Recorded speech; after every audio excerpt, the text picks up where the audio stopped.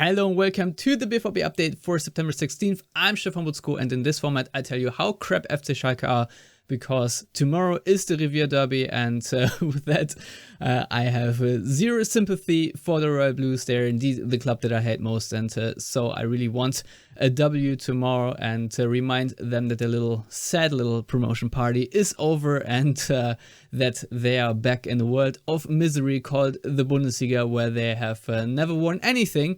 And yeah, with that, obviously, we move on to the quotes of Edin Terzic in the news conference, and in a little bit later, I will also do the lineup prediction, and we'll see what awaits us there.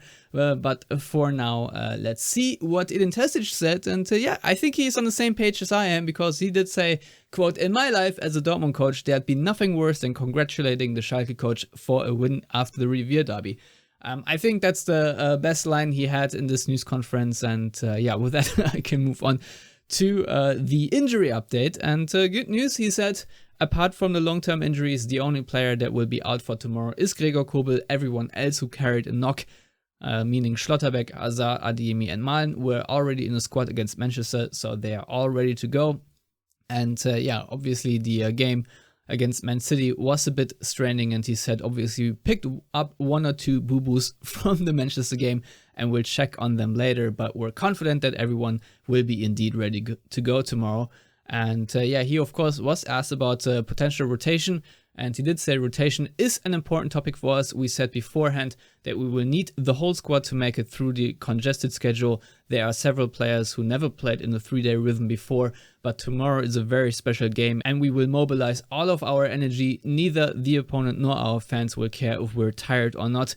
We will leave it all out there. And yeah, it is the first time since the sold-out Revierderby since almost 3 years, and in that regard, Terzic said, quote, "We know what this game means for the region and we know what it means for our fans. We didn't have a real Revierderby for almost 3 years because of the pandemic and because Schalke have been relegated."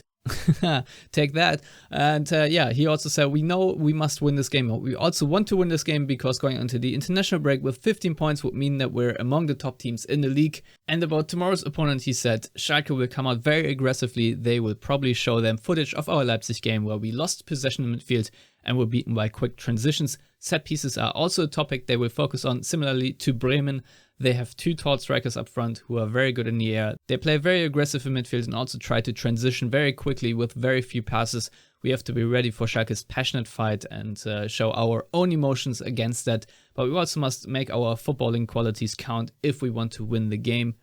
And Edin Terzic made it very clear where his priorities lie, because at the beginning of the week he told his players, quote, "We said whatever happens in Manchester, the game against Schalke will be the most important one this week." And as you can see, at today's news conference was also Sebastian Kehl, the sporting director, and he was asked whether it's an advantage for Dortmund that none of the Schalke players, at least those who will start, have never played in the derby before. And he did say, "Indeed, seeing that none of Schalke's starters will have played a Revierderby before, we hope that they will be scared when they come out of the player tunnel, and we hope that we can take advantage of any insecurities they might show. But you also want that no matter what the circumstances are, it's still a derby and it will be tricky." And he said, quote, "In derbies, it doesn't matter who's got the better league position. Obviously, the roles have changed throughout the years, especially since Schalke's relegation, burn, but they will bring their full force tomorrow. We'll see what Schalke will bring tomorrow, but here is my lineup prediction, and I'm not entirely sure how accurate this will be. But, you know, we have to dig a little deeper. I once again put Meyer in goal, even though he did not cover himself in glory when it comes to the first goal that Leipzig scored or the first goal that Manchester City scored. But nevertheless, I think for now he is set as the backup goalkeeper, and I don't think now is the time to open Pandora's box by playing Lotka instead. But that being said, as you can see, as a left back, I'm playing Marius Wolf, not because he is the ideal fit, but because I know that Rafael Guerreiro will be tired and he is not the kind of guy who really digs deep. So Marius Wolf, who has already played as a left back this season and did relatively well, I would put in there because he is fit and ready to go. And in central defense, I do want to see Nico Schlotterbeck, even though he has some back issues right now, because I know he is just the guy to feed off these derby emotions. But at the end of the day, I'll be honest, I don't really care who plays in central defense because they're all very good options. And yeah, as a right back, I think Meunier, if you play Wolf as a left back, then Meunier has to play as a right back. And yeah, Bellingham and Özcan, I'm sure there's a case to be made for both that they could very well need a rest. But as Terzic said, now is not the time. And up front, I think Daniel Malen is fit enough for the starting 11. I have my doubts about Adeyemi. Marco Reus in an ideal world also would get a break.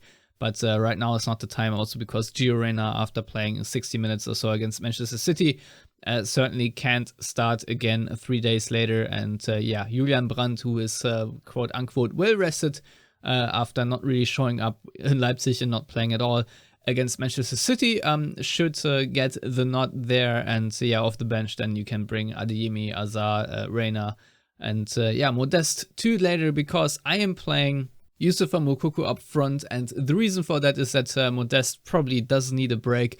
I want to see Moukoko's pace. But more importantly, after Moukoko was racially abused by Schalke fans at the under-19 derby a couple of years ago, after scoring a hat-trick there, I think it's time for him to get his revenge once again and dunk on their racist asses. So Moukoko, who got like 3 minutes against Man City, I'm pretty sure will be full of motivation. And so yeah, he is the better fit in my book. Yeah, obviously you want to have Modeste for the set piece defending, yada yada, I get it. And his work rate against Man City also deserves to be praised. However, I think Modeste needs a break, and Moukoko needs a chance, and this is a very good occasion to do it. And yeah, with that, I hope you all enjoy this game tomorrow, and that Dortmund really eradicates the Royal Blues and yeah, makes their life miserable. But in all honesty, I do expect a very close and tight game, because let's be real, Dortmund so far this season have not really excelled when they had to play possession football, unless it was against Copenhagen, because they showed up entirely flaccid. But I don't expect that at all in a Revierderby. So yeah, we'll see what happens tomorrow. Again, please listen to the Yellow Wall Pod, because Lars Pollmann and myself have previewed the game there as well.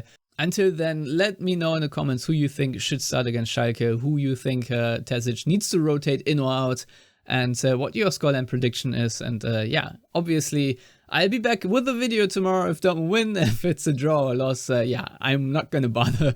I'll be honest. I'm just going to then forget about this game, and maybe at some distant point in the future we'll record a Yellow Wall Pod. But yeah, let's hope that's not going to be the case, and Dortmund just mops the floor with Schalke. And yeah, until next time, as always, thank you for watching and goodbye.